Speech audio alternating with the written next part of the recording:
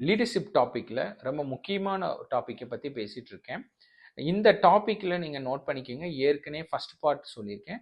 Second பார்ட்டில் வந்து அதோட continuity red flag 7 red flag பற்றி நான் பேசிட்டு இருக்கேன். Phrases that destroy your teams. So and what a speaker coach would say instead அப்படிங்கிற ஹெட்டிங்கில் உங்களுக்கு பேசிட்டு இருக்கேன்.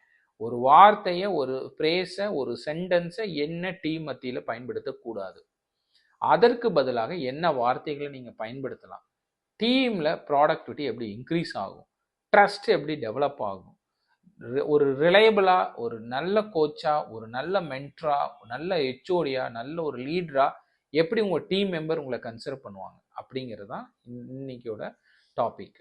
ஸோ எப்பவுமே நல்லா கேட்டுக்குங்க. நம்ம ரைட் வேர்டு வார்த்தையை பயன்படுத்துகிறோமோ தான் நல்ல ஒரு கம்யூனிகேஷன் ஸ்கில் நமக்குள்ளே டெவலப் ஆகும். நல்ல ஒரு நெட்வொர்க்கிங் நம்மளோட அஃபிஷியலாக நம்ம சபார்டினேட்டோட டெவலப் பண்ண முடியும் அப்படிங்கிறத நான் சொல்கிறேன். இன்னைக்கு ஃபர்ஸ்ட் பார்ட்டில் 1 2 3 ப்ரைஸஸ் சொல்லி கொடுத்துட்டேன். செகண்ட் பார்ட்டில் 4th ப்ரைஸ் சொல்கிறேன், நோட் பண்ணிக்கோங்க. ஐ don't want to here excuse. ஒரு சபார்டினேட் நம்மகிட்ட வந்து ஒரு ப்ராப்ளத்தை சொல்கிறார், ஒரு பிரச்சனையை சொல்கிறார், சார் இதனால் இதை பண்ண முடியாமல் போச்சு. அப்போ நீங்கள் உடனே எடுத்தோன்னே என்ன சொல்லுவீங்கன்னா, லிசன் பண்ண மாட்டீங்க. அவர் என்ன சொல்ல வர ஏதோ ஒன்று இமிடியட்டாக என்ன ப்ரைஸ் யூஸ் பண்ணுவீங்க, I don't want to hear any excuses. I don't want to hear any excuses சிம்பிளாக சொல்லிடுவீங்க. இதனால் என்ன ப்ராப்ளம் கிரியேட் ஆகும், dismisses challenges and discourages open dialogue. நீங்கள் ஈஸியாக சேலஞ்சஸை லிசனே பண்ணலை, அவரோட கெப்பாசிட்டிக்கு என்ன மாதிரி அது ஃபீல் பண்ணுறாரு, என்ன மாதிரி ஃபீல் பண்ணி அந்த இதை அவரால் மூவ் ஆக முடியல, அவர் எங்கே ஸ்ட்ரகிளாக இருக்கார், எதையுமே நீங்கள் கேட்காம டிஸ்கரேஜ் பண்ணிடுறீங்க. ஓப்பன் டயலாக் மூலமாக அவரை வந்து நீங்கள் டவுன் பண்ணிடுறீங்க. அப்போ அவர் அப்படியே அப்செட் ஆயிடுவார், ஃபர்ஸ்ட்ரேஷன் ஆயிடுவார், உங்களை நம்பி வந்த அந்த சபார்டினேட். ஸோ இப்போ சே இன்ஸ்டெட் என்ன சொல்லணும், I understand there may be challenges, let us discuss how to overcome them. அந்த மாதிரி வந்து ஒரு ஆஸ்க் மாடலில் ஒரு சபார்டினேட் பிரில்லியண்ட்டாக வந்து உங்களை கேட்குறாரு, சொல்கிறாரு அப்படிங்கும்போது அவரோட உட்கார்ந்து இன்ப்ரெஷன்ஸ் மீட்டிங்கில் பொறுமையாக, I understand there may be challenges, let us discuss how to overcome them அப்படின்னு நம்ம சொல்கிறோம். அப்படிங்கும்போது அவருக்கு ஒரு நம்பிக்கையை கொடுக்கும், ஒரு ட்ரஸ்ட் கொடுக்கும். அடுத்தது ஒய் இட் இஸ் ஒர்க், எப்படி ஒர்க் ஆகும், source empathy and problem solving focus. நீங்கள் வந்து ஒரு எம்பதி ஸ்கில் உள்ள ஒரு ப்ராப்ளம் சால்விங் ஃபோக்கஸில் அவரோட இன்ட்ராக்ட் பண்ணுறீங்க அப்படிங்கிறது உங்களுக்கு அங்கே காட்டும். நீங்கள் அப்படி கேட்காம எடுத்தோன்னே ஐ don't want to hear any excuse அப்படின்னு சொல்கிறீங்க ஸ்டைலாக, அடுத்தது உங்களுக்கு ப்ராப்ளம் தான். அவர் உங்களை வந்து ரிலையபிளாக ஒரு எம்பதி ஸ்கில் இல்லாமல் ப்ராப்ளம் என்னங்கூட கூட ஃபோக்கஸ் பண்ணாமல் இருக்கக்கூடிய ஒரு ஆர்டினரி பர்சனாக தான் பார்ப்பாரு. ரைட் ஹெச்ஓடியாவோ, ஒரு மென்டரோ, ஒரு கோச்சோ, ஒரு லீடராக உங்களை பார்க்கவே மாட்டார். That is a 4th. 5th என்ன ப்ரைஸ்ன்னு பார்த்தீங்கன்னா, we have tried that before. we have tried that before. ஏதாவது ஒரு சபார்டினேட்டோ உங்கள்கிட்ட வந்து சொல்கிறாங்க, சார் இதை நான் ட்ரை பண்ணேன், சார் இதை பண்ணலாம், இதை செஞ்சேன், இதை செய்யலாம் அப்படின்னு சொல்லும்போது நீங்கள் சிம்பிளாக உங்களோட எக்ஸ்பீரியன்ஸ் இருக்கிறனால we have tried that before அப்படின்றது, அது உங்களுக்கு என்ன மாதிரி ப்ராப்ளத்தை கொடுக்கும், why it is a problem, such down innovation and discourages fresh ideas. அந்த ஜூனியருக்கு, அந்த சபார்டினேருக்கு, அந்த ஃப்ரெஷருக்கு அதுதான் எக்ஸ்பீரியன்ஸ். ஸோ அப்படிங்கும்போது அவர் அந்த இனோவேஷனை திங்க் பண்ணி பிரைன் ஸ்ட்ராமிங் திங்கிங் மூலமாக இனோவேஷன் ஐடியாவாக அவருக்கு தெரிஞ்சதை கொண்டு வந்து ஒரு ஹாப்பியாக, சார் இப்படி பண்ணால் நல்லா இருக்கும் சார், இப்படி பண்ணால் ரிசல்ட் வரும் சார் அப்படின்னு அவரோட நாலேஜில் அவர் பேச வரும்போது அவரை நம்ம டிஸ்கரேஜ் பண்ணுற மாதிரி இந்த வார்த்தையை we have tried that before அப்படின்னு சொல்லக்கூடாது. அதுக்கு பதிலாக say instead what is new approach, can we try this time. என்ன நியூ அப்ரோச் இருக்குது, can we try this time அப்படின்னு சொல்லணும். அப்போ அதை வந்து நம்ம இந்த டைம் ட்ரை பண்ணலாம் அப்படின்னு you are triggering that up with that subordinate அப்படின்னா அவங்க அந்த இடத்துல இம்ப்ரூவ் ஆவாங்க. ஸோ அவங்களுக்குள்ள இன்னும் நிறைய ஐடியா வரும். அவர் இன்னொரு ஐடியா வராரா, இன்னும் கெட் 1 more 2 more ஐடியாஸ்னா அவர் ரொம்ப ஹாப்பியாக வருவார். நம்ம சொல்லி லிசன் பண்ணுறோம், காதை கொடுக்குறோம் அவர்கிட்ட அப்படிங்கும்போது அவர் அழகாக இன்னும் 2 3 ஐடியாவோட வருவார். ஸோ இது அவருக்குள்ள ஒரு பிரைன் ஸ்ட்ராமிங் வரும். ஒரு லீடருக்கு team member, subordinate, accountability, responsibility எடுத்துக்க வைக்கிறது தான் சேலஞ்சஸ். இந்த வார்த்தைகளை நீங்க பயன்படுத்தும் போது தான் அவங்க அந்த இடத்துல சென்ஸ் ஆஃப் ஓனர்ஷிப்பே ஃபீல் பண்றது. ஸோ இப்போ 100% நீங்க எம்பவர் பண்ணலைங்கிறது காமிக்கும். சரி, இந்த வார்த்தையை யூஸ் பண்ணாம why it is work அப்படின்னு பார்த்தீங்கன்னா, keeps the door open for creativity and continuous improvement. அவருக்குள்ள கிரியேட்டிவிட்டி கிரியேட் ஆகி கண்டினியூஸ் அவர் இம்ப்ரூவ்மெண்ட் ஆகிறதுக்கு பயன்படும். ஸோ திரும்ப இந்த வார்த்தையை சொல்கிறேன், we have tried that before அப்படின்னு அந்த வார்த்தையை பயன்படுத்தக்கூடாது. This one of the red flag phrases. why it is a problem, shut down innovation and discourages fresh ideas. Say instead, what new approaches can we try this time? Why it is works, keep the door open for creativity and continuous improvement. So this is the fifth point. Sixth phrase என்னன்னு சொல்லி பார்த்தீங்கன்னா, I received an anonymous report. நம்ம subordinate ஒரு விஷயத்தை try பண்ணிட்டாரு, ஒரு சமாவது ஏரியாவில் ஒரு குரூம் பண்ணிட்டாரு, அவரை மிரட்டுறதுக்காக நம்ம யூஸ் பண்ணுவோம் I received an anonymous report அப்படிம்போம். அப்போ அது அவர் என்ன ஃபெயில் பண்ணுவார், அவர் இனோவேஷனாக பண்ணிட்டு இருக்காரு, பிரில்லியண்ட்டாக எடுத்து செய்கிறாரு அப்படின்னா நம்ம சப்போர்ட் பண்ணணும். இந்த மாதிரி வார்த்தைகள் பயன்படுத்தக்கூடாது. why it is a problem can create distrust and anxiety with the team. அவங்களுக்குள்ள ஒரு ஏமாற்றத்தை கொடுக்கும், ஒரு பதட்டத்தை கொடுக்கும். நீங்கள் அவங்கள நம்பலிங்கிறது இந்த வார்த்தை காமிச்சிடும். ஸோ அப்போ எப்படி சே இன்ஸ்டெட் என்ன வார்த்தை சொல்லலாம், ஐ ஹவ் நோட்டீஸ்டு இந்த ஸ்பெசிஃபிக் பிஹேவியர் நோட் பண்ணியிருக்கேன், can we discuss this, can we discuss this அப்படி பேசணும். அப்போ என்ன ஆகும், அவர் நீங்கள் ஒரு ஸ்பெசிஃபிக்காக ஒரு பிஹேவியர் நோட் பண்ணியிருக்கீங்க, அதனால் ஒரு நெகட்டிவ் இம்பேக்ட் வரப்போகுது, அதை நம்ம கரெக்ட் பண்ணிக்கலாம், இதை பற்றி நம்ம பேசி சால்வ் பண்ணிக்கலாம் அப்படின்னு நீங்கள் பேசும்போது அது ஒரு ஸ்மூத்தாக ஒரு மாதிரி போகும்.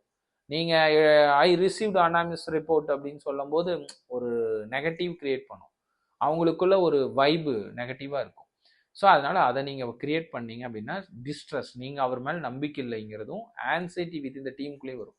ஏன்னா இவ்வளோ நல்லா வேலை செய்கிறோம், சார் இப்படி சொல்லிட்டாரு அப்படிங்கிறது வரும். அதனால் கேர்ஃபுல்லான why it is work இப்படி சொல்ல, I have noticed specific behaviour, can we discuss this அப்படின்னு சொல்லி நம்ம பேசிட்டோம்னா why it is work என்ன மாதிரி ஒர்க் பண்ணும், focus on observable facts and invites a constructive conversation.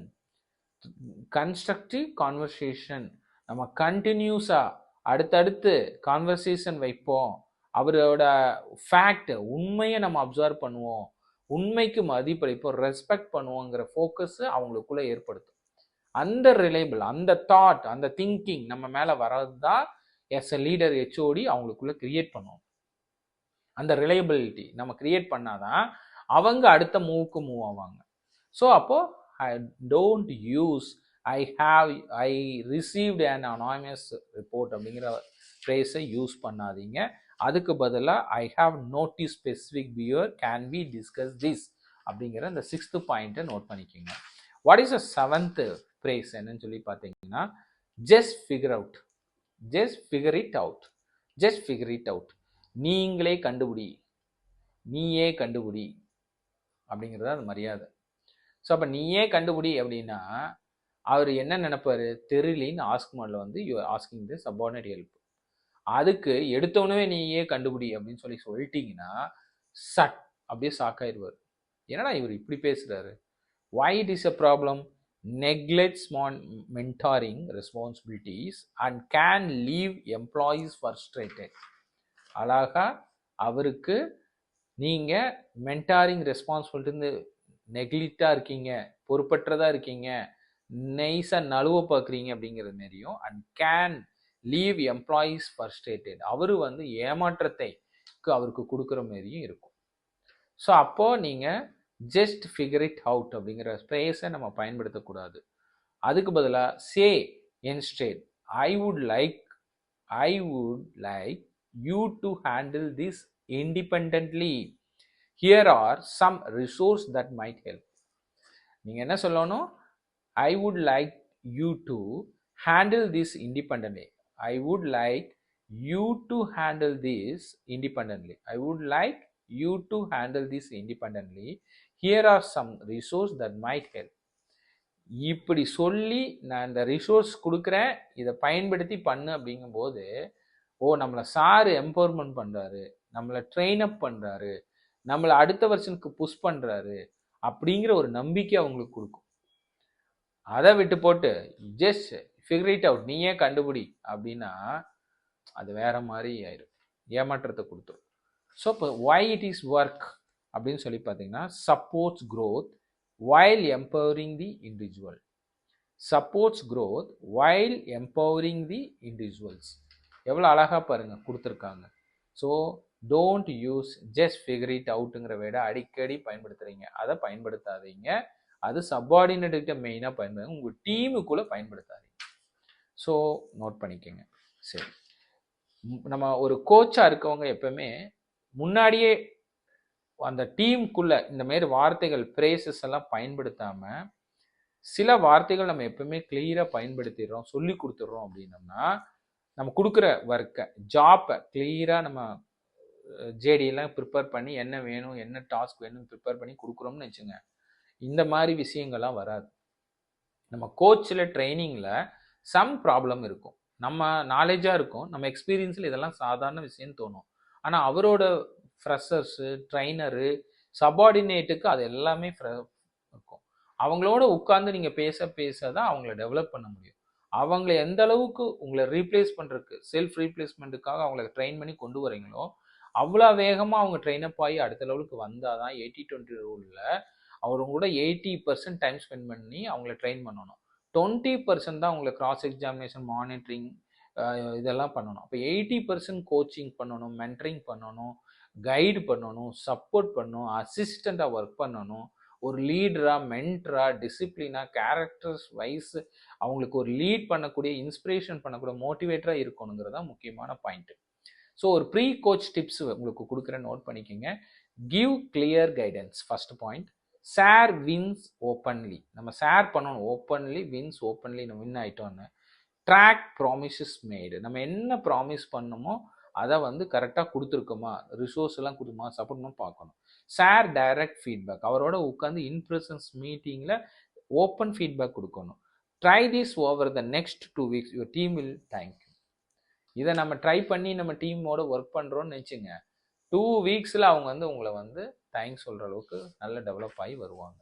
So இந்த ப்ரைஸஸ் 6th ப்ரைஸஸ் உங்களுக்கு நான் சொல்கிறேன்.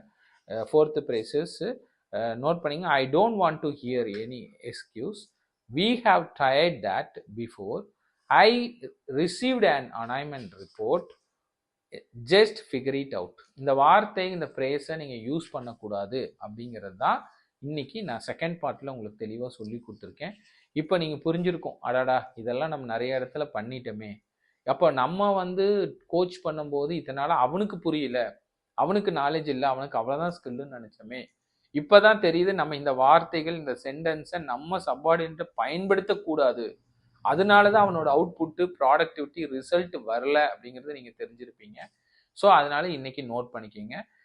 ஃபர்ஸ்ட் பார்ட் முன்னாடியே சொல்லியிருக்கேன், செகண்ட் பார்ட்டில் உங்களுக்கு இன்னும் மோர் கிளாரிட்டி கொடுத்துருக்கேன். எஸ் எ லீடராக மென்டராக கோச்சாக நம்ம எப்படி வார்த்தைகளை பயன்படுத்தணும், டீமில் அஃபீஷியலாக டீம் மெம்பர்ஸோட கனெக்ட் ஆகணும் அப்படிங்கிறத சொல்லி கொடுத்துருக்கேன். இந்த நெட்வொர்க்கிங் அஃபீஷியலாக நீங்கள் கனெக்ட் பண்ணுறீங்க, நெட்வொர்க்கிங் கரெக்டாக இருக்குது அப்படின்னா கண்டிப்பாக உங்கள் டீம் மெம்பர்ஸ் சக்ஸஸ்ஃபுல்லாக ஒரு சக்ஸஸ்ஃபுல் பர்சனாக டெவலப் ஆகி வரக்கு நிறைய 100% சான்ஸ் இருக்குது. ஸோ நீங்கள் இன்னிலேருந்து கரெக்ட் பண்ணுங்கள், கண்டிப்பாக உங்கள் டீம் சக்ஸஸ்ஃபுல் ரிசல்ட் கொடுக்கும். Thank you all.